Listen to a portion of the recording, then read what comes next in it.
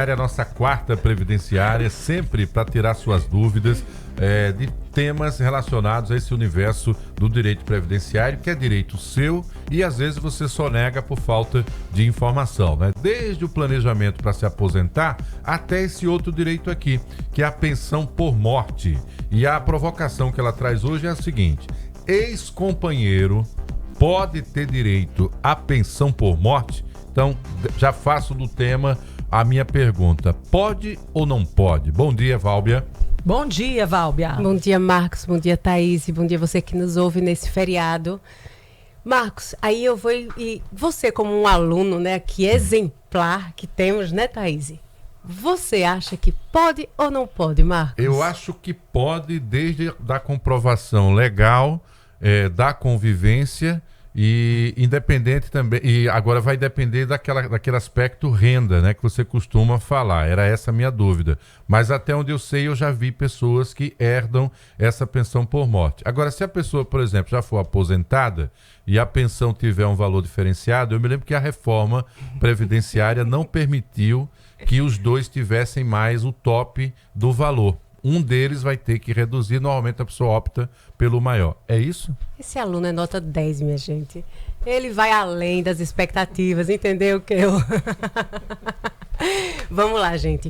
O que é que acontece? O ex-companheiro, Marcos, ele vai poder ter a pensão desde que ele fique com alguma pensão alimentícia. Então, nesse caso, o que é que ele precisa? Ele precisa demonstrar que, apesar de ser um ex-companheiro, não está mais com aquela pessoa, certo, ele depende dela financeiramente, porque ainda em vida eles fizeram um acordo. Então, tem que ter um pré-requisito, digamos assim, como tudo, né, Thaís, na Previdência. Esse acordo, ele tem que estar devidamente formalizado na Justiça ou pode ter sido um acordo entre as partes, comprovando que há um depósito regular de um determinado valor todo mês durante um certo período? Veja, isso é importante que seja dita, a sua pergunta é muito interessante, porque nós temos essa mania, né, de deixar as coisas na informalidade. Sim. Isso é uma coisa muito certa no nosso dia a dia. Não, tá ali, tá pagando, tá tudo certo.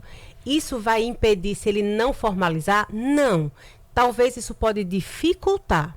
Em que sentido? Ora, se você já é um ex-companheiro e aí você recebe mensalmente ali uma ajuda, até você provar que aquela ajuda é porque você realmente depende, não foi alguma coisa que, vamos imaginar que o cara te emprestou um dinheiro ali isolado por alguns meses, ou porque mandou para o filho e passou pela conta dela, ou coisas desse tipo. Então, não é dela.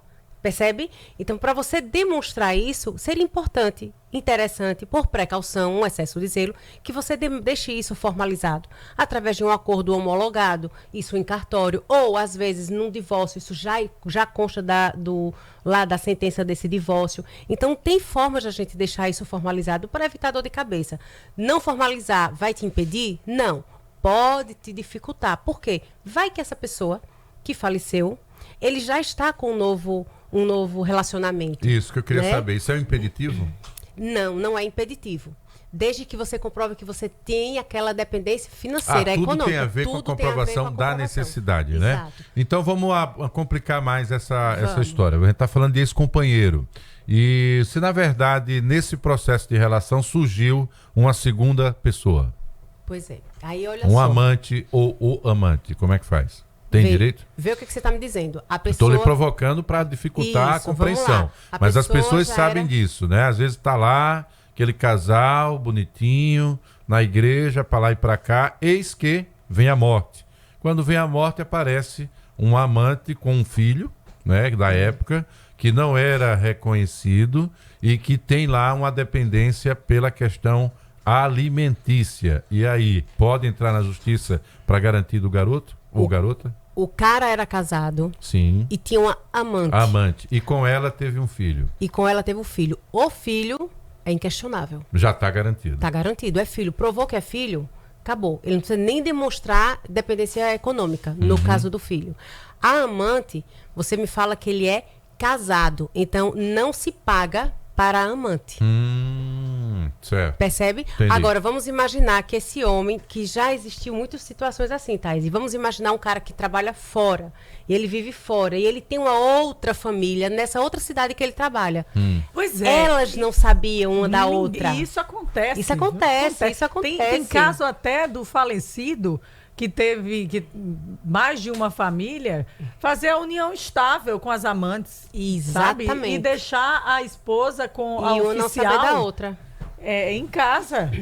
Sem e uma não saber, saber da outra. Mas a Então, esposa assim, oficial teve a maior dor de cabeça para depois conseguir provar que era a oficial. Imagina. Exatamente. Então, assim, isso tudo vai depender. Aí, veja, nesse caso, como a gente aqui, a Thaís bem evidenciou, são pessoas que elas não se conheciam, certo? E a oficial teve esse trabalho, esse problema sério pós morte dele. O que é que acontece? Isso vai para a justiça, inevitavelmente, não tem como fazer diferente. E isso vai demonstrar a boa-fé dessa mulher, que era a amante, sem saber que era a amante. Vai ter que ser demonstrada essa boa-fé e vai ter que demonstrar a boa-fé que a esposa realmente era a esposa, ela era tratada como tal. Caramba, então, é igual no isso dominó, né? Uma traição lá e lô, né? É lá e lô, exatamente. Então, isso vai ter que ir para a justiça. E, assim, nesses casos, a gente tem que muito observar qual é a região, Aí a gente tem que olhar como é que os juízes entendem isso. Porque, na lei, regra geral, lei fria é a esposa. Certo. Prioridade para ela. Lei fria da lei, se a gente for olhar isso, é esposa. Mas... veja a situação, o cara tinha uma outra família, o cara convivia com essa mulher enquanto passava esses dias fora trabalhando nessa outra cidade. Então, ela era tratada como esposa. E ele voltava para casa e tinha outra esposa e era tratada também como esposa. E tinha filho lá também. Inclusive, assumia socialmente, as duas socialmente. Entendi. Então, nesse caso, o juiz vai decidir. E normalmente, em situações, eu já vi situações em que ele decidiu só pela esposa e já vi também processos em que ele decidiu dividir a pensão porque as duas eram tratadas como tais, como esposas. E elas estavam ambas de boa fé. Então, aí, nesse caso, vai ser dividido, e aí, se entrar filho, vai ser dividido para os filhos não se questiona, mas as esposas serão questionadas nesse sentido, sim. Então, ex-companheiro, qual é a regra? Se você é ex-companheiro e você depende economicamente e você recebe dele, ou através de um acordo judicial, extrajudicial, seja lá como for, se você depende dele financeiramente e todo mês ele te paga alguma coisa, aí é importante, Thaís, essa pessoa, quando falece, a pensão dessa mulher, que já recebia a pensão alimentícia, porque a pensão alimentícia é transformada em pensão previdenciária. A pensão alimentícia que ela recebia vai ser transformada em pensão previdenciária na mesma cota que ela recebia de pensão alimentícia.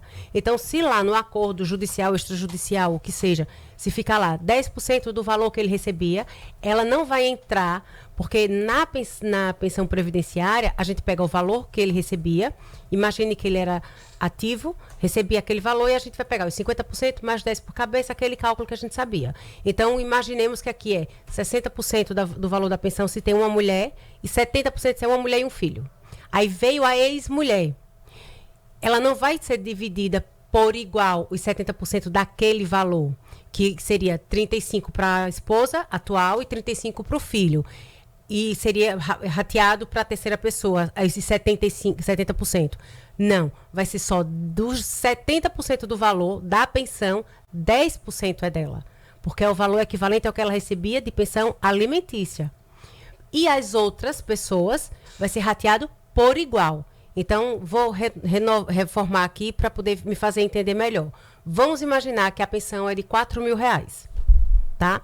E aí a gente tem aí uma esposa e 2 filhos. Então, 50 mais 10 por cabeça, 60, 70, 80. 80% desses 4.000 é o valor que a esposa e os 2 filhos vão receber.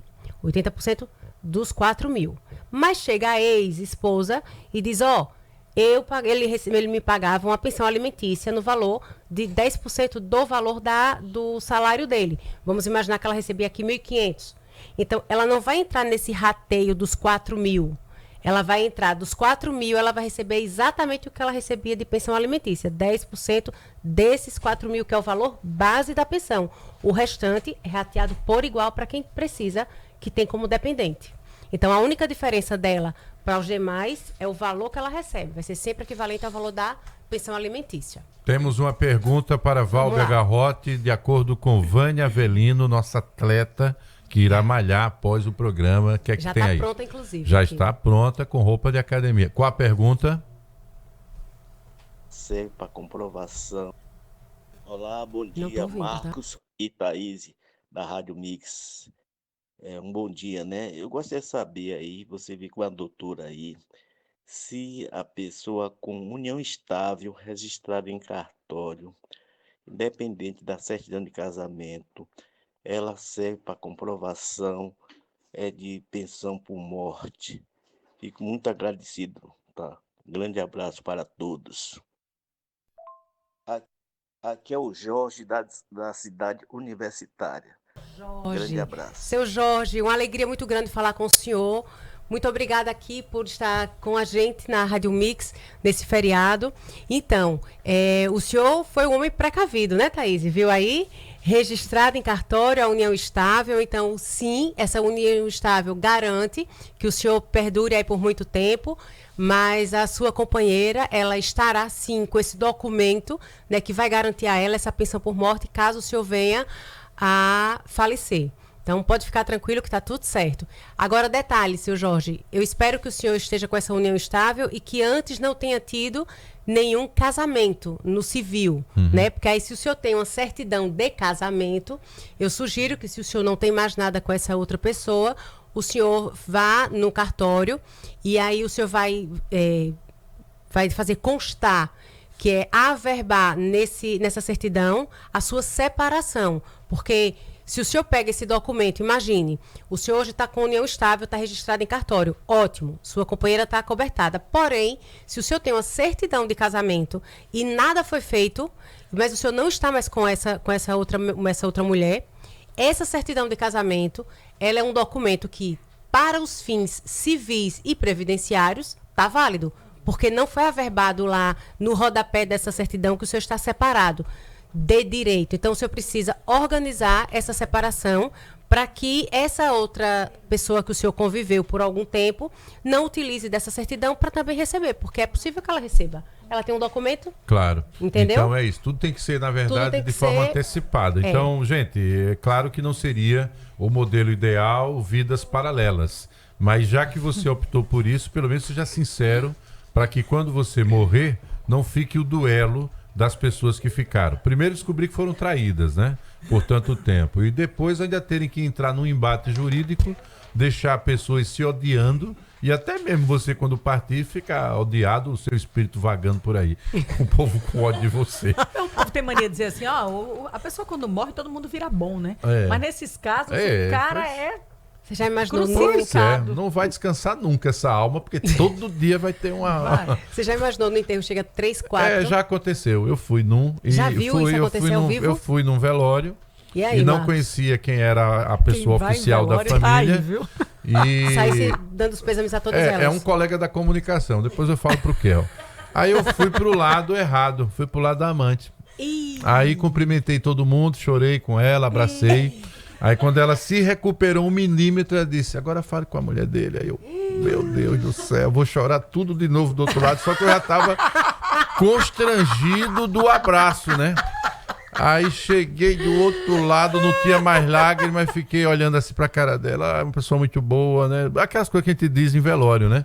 Mas eu com medo de ter uma crise ali. Nada, você tá vendo ali a outra. Eu fiquei com esse medo, essa paranoia. Confundiu as viúvas. Então agora, quando eu vou, eu não necessariamente vou logo cumprimentar, né? Se for homem que morreu. Falo com um filho primeiro que eu conheço. E é esse mesmo pra poder fazer. Mas já rolou. Tá feito uma já amiga rolou. Minha que apareceu com essa história. O cara faleceu e aí ela foi lá cumprimentar a viúva. Ao invés de dar meus pêsames, ela deu meus parabéns pra viúva. Imagine a situação. Meu Deus Ai, do céu. Jesus. Mas é isso, gente. Acontece, gente. Acontece nas Parecia um filme, famílias. parecia um filme. Eu preciso contar isso, né? Porque as pessoas não acreditam. Eu ficaria super constrangida, Marcos. Eu passei por isso. E fico imaginando assim, o seu esforço em chorar de novo. Não consegui. Não consegui. Fiquei com aquela cena ali com o lencinho assim no nariz.